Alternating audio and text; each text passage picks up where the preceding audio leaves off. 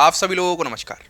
तो चलिए एक बात करते हैं, बहुत इम्पोर्टेंट जानकारी है और ये जो जानकारी मैं आपको बताने जा रहा हूँ, हालांकि जो अब पिछले 2-3 महीने से मैं कुछ इन्फॉर्मेशन वीडियोस बनाता हूँ, ये बहुत ज़्यादा हेल्पफुल है क्योंकि यूट्यूब पर किसी भी पर्टिकुलर एजुकेशनल चैनल पर एकदम करेक्ट जानकारी साइंस बैकग्राउंड्स जो स्टूडेंट्स होते हैं उनके लिए अच्छे से नहीं होती है, चाहे वो सिलेबस हो, एलिजिबिलिटी क्राइटेरिया हो या बहुत सारी चीज़ें हैं। तो मैं आप लोगों से जो बात करने जा रहा हूँ, यूपी की एक ऑर्गेनाइजेशन यूपी पीएससी के द्वारा एलटी ग्रेड असिस्टेंट टीचर की जो वैकेंसी आने वाली है और ये वैकेंसी अच्छे लेवल की मानी जाती हैं और बहुत ज़्यादा आने वाली हैं और इसको कौन कौन स्टूडेंट भर सकते हैं, ये सारी चीज़ें धीमे धीमे करके मैं एक एक वीडियो के थ्रू आपको समझाता जाऊंगा। तो सबसे पहले मैं इस नोटिफिकेशन की बात क्यों करने जा रहा हूँ इसकी बात कर लेता हूँ। तो सबसे पहली बात क्या है, यूपी में ये वैकेंसी आने वाली है।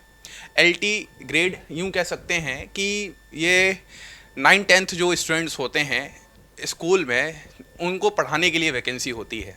तो ये पीजीटी से थोड़ा कम लेवल होता है लेकिन टीजीटी से अच्छा माना जाता है। जो टीजीटी यूपी करवाती है उससे इसका अच्छा लेवल माना जाता है, आप यूँ समझ सकते हैं। और ओवरऑल बस जो बात बतानी है वो ये है कि ये सरकारी नौकरी है और आजकल इस साल में बहुत ज़्यादा वैकेंसीज आने वाली हैं, चाहे वो केवीएस की वैकेंसी हो, उसके बारे में डिटेल में बताऊंगा।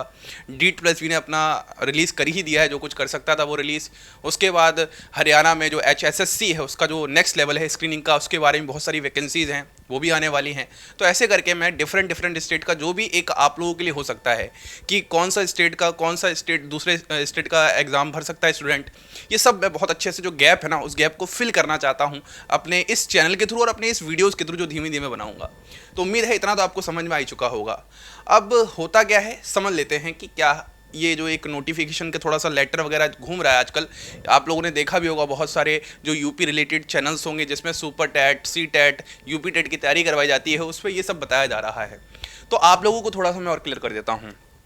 बात यह है, ये वैकेंसी अभी तक आ जानी चाहिए थी। कहने का मतलब इसका जो नोटिफिकेशन है वो रिलीज हो जाना चाहिए था, लेकिन इसमें डिले हो रहा है। तो उसी डिले होने के कारण यहाँ पर एक लेटर कहा गया है। और ये लेटर किसने कहा गया है, किसके लिए कहा गया है? तो ये लेटर कहा गया है जो अपर शिक्षा निदेशक हैं राजकीय, ठीक है, उनके लिए कहा गया। और किसके द्वारा कहा गया है? ये जो विनय कुमार पांडे जी हैं जो शिक्षा निदेशक हैं माध्यमिक उत्तर प्रदेश के, उनके द्वारा कहा गया है।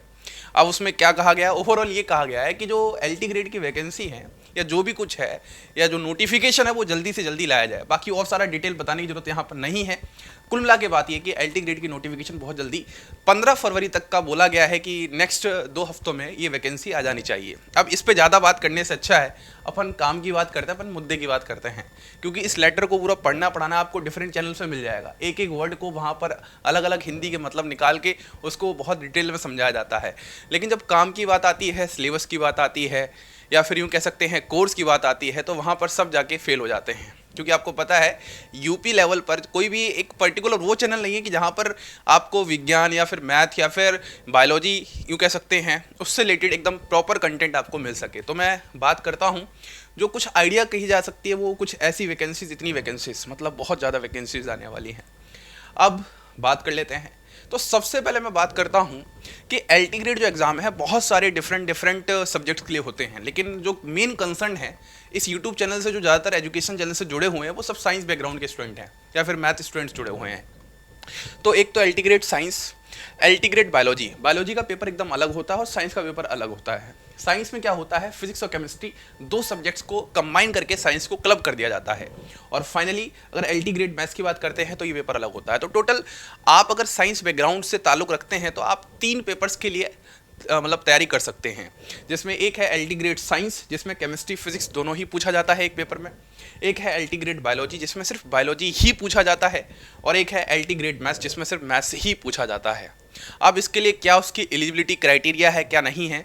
तो एलटी ग्रेड मैथ्स को भैया जिसका मैथ्स होगा बीएससी में, सिंपल सी बात है, वो भर पाएगा। और बीएड होना भी यहाँ पर जरूरी है। और नोटिफिकेशन वगैरह जब आएगा तो और विस्तृत रूप में मैं आपको जानकारी दे दूंगा कि क्या प्रॉपर एलिजिबिलिटी होनी चाहिए। अभी हम थोड़ा पेपर के बारे में बात कर लेते हैं। एलटी ग्रेड साइंस में केमिस्ट्री और फिजिक्स आने वाली है और बायोलॉजी में सिर्फ सेपरेट बायोलॉजी का पोर्शन होगा जिसमें जूलॉजी और बॉटनी के बारे में पूरा डिटेल्ड यूँ कह सकते हैं 120 क्वेश्चंस आने वाले हैं। थोड़ा सा और डिटेल में समझते हैं। हम लोग जो यहाँ पर बात करने जा रहे हैं वो एलटी ग्रेड साइंस के बारे में बात करने जा रहे हैं। फिर से समझिए, यूपी की वैकेंसी है, LT ग्रेड की वैकेंसी हैं, इनका लेवल PGT से थोड़ा नीचे और TGT से थोड़ा ऊपर होता है। और LT ग्रेड में हम लोग साइंस की बात करने जा रहे हैं। तो इस तरीके से जो दूसरे अदर स्टेट के स्टूडेंट हैं उसको अच्छे से समझने के लिए ये चीज़ समझनी पड़ेगी। यूपी के जो हैं वो ज़्यादातर समझ जाते हैं, लेकिन जो अदर स्टेट हैं, हरियाणा हो गया, राजस्थान हो गया, झारखंड हो गया, बिहार हो गया, उड़ीसा, छत्तीसगढ़, वो सभी भी इस फॉर्म को जरूर भर पाएंगे, क्योंकि जनरल में आप कहीं पे भी किसी भी स्टेट में हो तो दूसरे फॉर्म भर सकते हैं। हालांकि इसमें अगर कुछ ऐसा होगा नहीं भर सकते तो वो भी मैं आपको क्लियर कर दूंगा, लेकिन ज़्यादातर जितना मैंने देखा है उसमें जनरल में फॉर्म भर सकते हैं। बस हमें पता होना चाहिए कब उसकी वैकेंसी आई है और कब से फॉर्म भरा जाता है और कब तक फॉर्म भरा जाता है। दिक्कत यही है कि जितनी भी स्टेट लेवल पे वैकेंसीज आती हैं हमें यही पता नहीं होता कि कब भरा जाता है और कब तक भरा जाता है। अगर ये पता रहे तो ज़्यादातर जितने भी साइंस बैकग्राउंड के स्टूडेंट ऑल ओवर इंडिया में, जितने भी अदर स्टेट्स में हैं, वो सब फॉर्म भर सकते हैं। ठीक है, LT ग्रेड साइंस की हम लोग बात करने जा रहे हैं। तो पहली बात तो मैं आपको ये बता ही देता हूँ कि the candidate should have pass the bachelors degree with physics and chemistry as subjects from a recognised university in India और an equivalent degree recognised by the government. जो भी LT ग्रेड की साइंस की तैयारी करना चाहते हैं उनके पास फिजिक्स और केमिस्ट्री दोनों ही होने चाहिए, एक नहीं, दोनों ही सब्जेक्ट होने चाहिए, उनके मेन सब्जेक्ट होने चाहिए और एक रिकॉग्नाइज्ड यूनिवर्सिटी, एक स्टैंडर्ड यूनिवर्सिटी से होना चाहिए। फिर अगला लिखा है बैचलर ऑफ एजुकेशन B.Ed, मतलब B.Ed की रिक्वायरमेंट यहाँ पर रहेगी। तो इस पेपर के लिए आपको MSc की रिक्वायरमेंट नहीं है। अब अगला सवाल क्या, सर B.Ed भी नहीं चाहिए? भैया B.Ed चाहिए। कैसा चाहिए? कंप्लीट B.Ed चाहिए। ऐसा नहीं कि आप अपीयर कर रहे हो, इसमें हो उसमें हो, नोटिफिकेशन जब आ जाएगा तो उस समय तक आपका कंप्लीट होना चाहिए।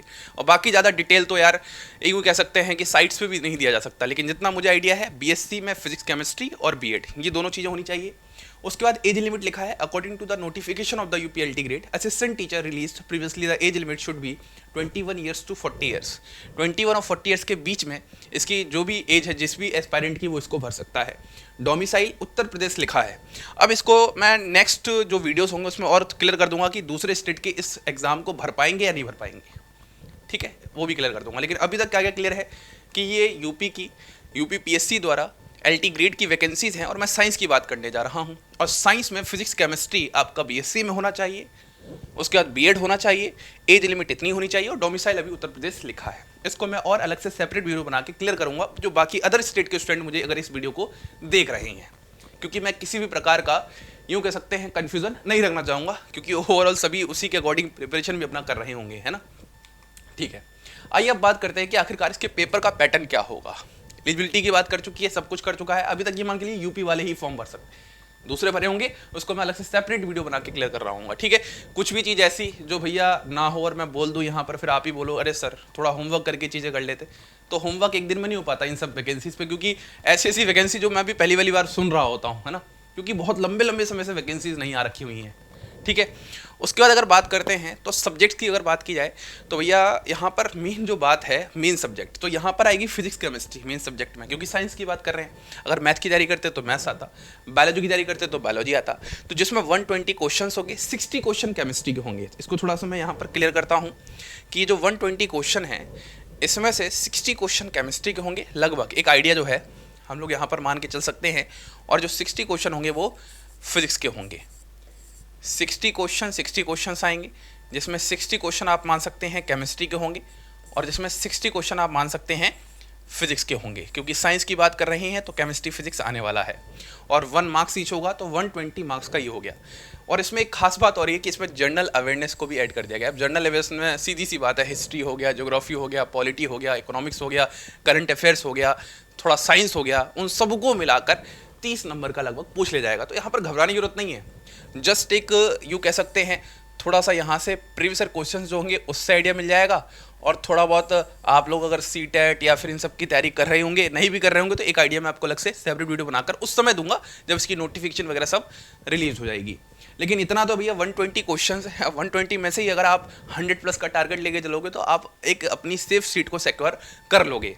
लेकिन ये इतना आसान नहीं है, ये इतना आसान नहीं है। क्यों नहीं है सर इतना आसान? क्योंकि अगर थोड़ा सा मैं इसको और अब डिटेल में बताता हूँ। हाँ, ड्यूरेशन देखो, ये कंबाइंड पेपर होने वाला है। अब आप देखो यार 150 क्वेश्चंस होंगे, 2 आवर्स होगा, उसमें भी केमिस्ट्री फिजिक्स आएगा। बहुत सारे MSc वाले एस्पायरेंट जो होंगे वो सोच रहे होंगे सर हमें तो बरसों हो गया है फिजिक्स छोड़े हुए, या फिजिक्स वाला जो एस्पायरेंट होगा सर हमें बरसों हो गया केमिस्ट्री छोड़े हुए। तो यहाँ पर दिक्कत है, इसलिए कंपटीशन थोड़ा सा यहाँ पर टफ बन जाएगा। अब TGT मैं इसको नहीं कहूँगा, TGT से लेवल अप है, क्योंकि यहाँ पर जो सिलेबस है उसका सिलेबस का एक अच्छा लेवल है। ठीक है, तो ये है कि the written examination will be held in the offline pen and paper mode. Offline होगा, the candidates will be required to record their response in the OMR sheet provided to them. ये offline based paper है, अभी तक कहा गया है, future में क्या हो जाता है उसका कुछ नहीं पता। The questions asked in the exam will be objective type होंगे, सब्जेक्टिव नहीं होगा। As per the marking scheme, the candidates will be getting 1 mark for each correct answer, while there will be a negative marking of 0.33 marks for the wrong answer. एक और खास बात जो यहाँ से निकल के आ रही है कि यहाँ पर इस पेपर में आपके पास नेगेटिव मार्किंग भी है, इस पेपर में आपके पास नेगेटिव मार्किंग भी है। The candidates will be required to complete the examination in 120 minutes, that is 2 hours. The candidates who are successful clearing the UPLT grade assistant teacher exam will be called for the next round, that is document verification. मतलब इसमें interview वगैरह का कुछ नहीं है, इसमें direct आपको return देना है। रिटर्न में अगर आपका हो गया तो आपको डॉक्यूमेंट वेरिफिकेशन करके आपका ज्वाइनिंग हो जाएगा। इसके बाद थोड़ा सा बात कर लेते हैं, before starting with the preparation of the written exam, candidates must have an exam strategy given below the some preparation tips for the UPLT grade assistant teacher written test.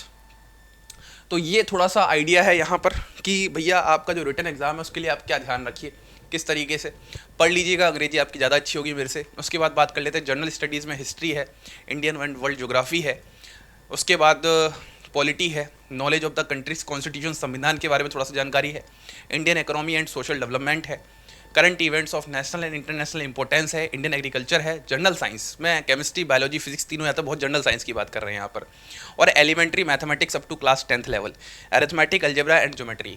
अब आप भी सोच रहे हो सर 30 नंबर में क्या क्या दे दिया, मतलब पूरा यूँ कह सकते हैं कि ज़िंदगी में हमने जितना भी पढ़ाई की थी अपने 10th क्लास तक वो सभी उठा के दे दी है। तो ऐसा होता है यार, जनरली कुछ पेपर्स ऐसे होते हैं जिसमें आपसे कुछ एक्स्ट्रा एफर्ट्स भी मांग रहा होता है, लेकिन 30 में से अगर आप 10 to 15 क्वेश्चंस भी अटेम्प्ट कर पा रहे हो ना अपनी समझ से, तो आपका सिलेक्शन पक्का है। 30 में से 30 क्वेश्चन कभी नहीं करने होते हैं, इस बात को ध्यान रखना। अब बात करते हैं अपने 120 क्वेश्चन जो आने वाले हैं फिजिक्स और केमिस्ट्री के। तो फिजिक्स का सिलेबस ये है जिसमें जनरल फिजिक्स एंड मैकेनिक्स होगी। अब सीधी सी बात है, ये जो पूरा सिलेबस है मैं आपसे कुल मिला के अगर बात करूँ तो 11th और 12th का है।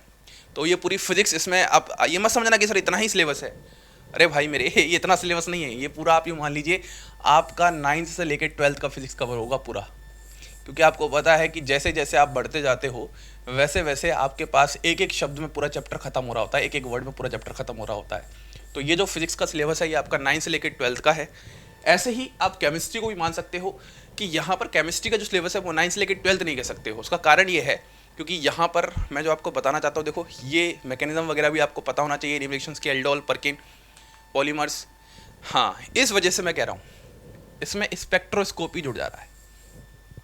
तो यहाँ पर जो आपका केमिस्ट्री का लेवल है वो थोड़ा सा ग्रेजुएशन लेवल का है, मतलब आपसे केमिस्ट्री का लेवल थोड़ा सा अच्छा लेवल पूछ लिया जाता है यहाँ पर, ठीक है। Periodic properties, chemical bonding, coordination chemistry हो गया, इसमें oxidation reduction, radioactivity, chemical kinetics and catalysis हो गया, थर्मोडायनेमिक्स, केमिकल इक्विलिब्रियम। तो ये आपके पास ओवर आयनिक इक्विलिब्रियम, मतलब सारा ऑलमोस्ट 9 से लेकर 12th पूरा हो गया। अब हम थोड़ा सा लास्ट में पेपर लेवल को थोड़ा डिस्कस करते हैं। बहुत सारी बातें अपन लोगों ने कर चुकी हैं और कुल मिला के क्या क्या बातें की हैं एक बार फिर से मैं आपको जल्दी से बता देता हूँ। यूपी के द्वारा एग्जामिनेशन है, यूपी पीएससी ऑर्गेनाइजेशन है, वो क्या करवा रही है, LT ग्रेड एग्जाम करवा रही है। और LT ग्रेड साइंस की बात कर रहा हूँ। LT ग्रेड साइंस में 2 सब्जेक्ट्स कवर हो जाते हैं, फिजिक्स और केमिस्ट्री, एक ही पेपर होता है। लेकिन बात है फिजिक्स और केमिस्ट्री जिसके पास BSc में होगा, B.Ed होगा, वही इसके लिए एलिजिबल होगा। और अभी तक यूपी ही डोमिसाइल की बात कर रहे हैं, बाकी अगर कुछ और होगा, दूसरा स्टेट भी भर सकता है, जनरल सीट्स जो आएंगी तो उसको भी मैं एकदम क्लियर कर दूंगा। उसके बाद इसमें फिजिक्स और केमिस्ट्री दोनों आता है, 120 क्वेश्चंस आते हैं, तो समथिंग 60 क्वेश्चन का आप यूँ एवरेज लेके चल सकते हैं। और 30 क्वेश्चंस की जनरल अवेयरनेस भी यहाँ पर कवर हो रही होगी, ठीक है। अब पेपर लेवल की बात कर ले तो भैया TGT साइंस जो आप पेपर देते हैं, तो एक्चुअली क्या होता है, जो TGT साइंस होता है उसमें भी फिजिक्स आती है और केमिस्ट्री आती है। तो आप लोग अगर ये सोचें कि क्या सर TGT साइंस का अपन कोर्स परचेज कर लें तो क्या LT ग्रेड हो जाएगा, तो मैं कहूँगा नहीं। TGT साइंस से थोड़ा सा अपर लेवल आता है ना, TGT साइंस से क्या आता है, थोड़ा सा अपर लेवल आता है। इस बात को बहुत ध्यान से समझिएगा, ये जानकारी आपको किसी भी यूट्यूब चैनल पर एकदम सटीक नहीं मिलने वाली है। यहाँ पर आपको बहुत ही सटीक जानकारी देने वाला हूँ इस एग्ज़ाम के रणनीति से रिलेटेड, है ना, सटीक जानकारी है कि यहाँ पर TGT से लेवल थोड़ा ऊपर आता है और यूँ कह सकते हैं जो PET एग्ज़ाम है उससे लेवल थोड़ा सा लोअर आता है। तब जाके आपका यूपी LT ग्रेड का वैकेंसी जो आने वाला है और साइंस का जो वैकेंसी आने वाला है उसके लिए आप तैयारी बहुत अच्छे से कर पाने वाले हैं, ठीक है। जिसमें अगर हम बात करते हैं तो साइंस में आपके पास 2 ही पोर्शन है, फिर से सुनिएगा, एक तो केमिस्ट्री है और एक आपके पास फिजिक्स है। जिसमें फिजिक्स आपके पास आता है 9th से लेकर 12th मेनली, और केमिस्ट्री जो आता है उससे आता है 9 से लेकर थोड़ा सा बीएससी टच भी रहता है ना। बीएससी में स्पेक्ट्रोस्कोपी वगैरह पोर्शन होता है। तो ओवरऑल ये आइडिया है। बाकी आप समझ जाइए, यहाँ पर 2 घंटे में 150 क्वेश्चन करने होंगे तो पेपर का लेवल इतना भी ज़्यादा टफ नहीं होगा कि पीजीटी जितना टफ बना दिया जाए, पीजीटी से लोअर होगा। तो आप ये जाके ज़्यादा परेशान मत होइए सर बहुत ज़्यादा टफर लेवल हो जाएगा, बहुत कुछ सारी चीज़ें हो जाएंगी। बहुत अच्छी जॉब ये है, बहुत अच्छी वैकेंसीज आने वाली हैं, तो आप इसके लिए भी ट्राई कर ही सकते हैं। जब आप प्रिपरेशन ही कर रहे हैं यार, ओवरऑल सब्जेक्ट ही पढ़ना होता है, थोड़ा फिजिक्स पे आपको एफर्ट्स लगाने पड़ेंगे, या फिजिक्स वाले को केमिस्ट्री में एफर्ट्स थोड़े लगाने पड़ेंगे। उसके बाद ये एक जानकारी है, हमारा ऐप सुमित क्लासेस, इसमें बहुत जल्दी मैं न्यू बैच इसी को डेडिकेटेड होकर लेके आने वाला हूँ, जो कि हमारा एल्टी ग्रेड साइंस को कवर करेगा और बाइलिंगुअल बैच होगा और बेस्ट बैच होगा, ये भी मैं आपको श्योर कर रहा हूँ। इस पूरे आप जो भी आप एक तरह से मोह माया में खो रखे हो यूट्यूब की, कि यहाँ पर क्या करेक्ट है क्या नहीं है समझ में नहीं आता है ना। जो चीज़ें दिखती हैं वो होती नहीं है, और जो होती हैं वो दिखती नहीं है, ठीक है। बाकी आप क्यों ही ज्वाइन करें, तो हमारी आप वीडियोस देख सकते हैं कि जो पीजीटी केमिस्ट्री टीचर की पिछली बार वैकेंसीज आई थी उसमें किस तरीके से हमने सिलेक्शन दिया, इंटरव्यू वगैरह, तो उससे आपको आइडिया लग जाएगा कि सर के पढ़ाने का तरीका क्या है। बाकी कुछ डेमो वीडियोस होंगे फिजिक्स के केमिस्ट्री के, वो भी आपको हमारे दूसरे चैनल जो टीजीटी पीजीटी है सुमित क्लासेस, उस पर डाल दिया जाएगा। उम्मीद है आपको ये वैकेंसी के बारे में मैंने बहुत कुछ समझा दिया है। बहुत बड़ा सा वीडियो थोड़ा बन चुका है नॉर्मल वीडियो से, लेकिन ज़रूरी है क्योंकि इन वीडियोस को जितना हम डिटेल में समझेंगे, जितना जानेंगे एग्जाम के बारे में, उतना हम अच्छे से उसके प्रति तैयारी कर पाएंगे। उम्मीद है मैं अपनी बात आपको समझा पा रहा हूँ। इसी के साथ आप सभी लोगों को धन्यवाद।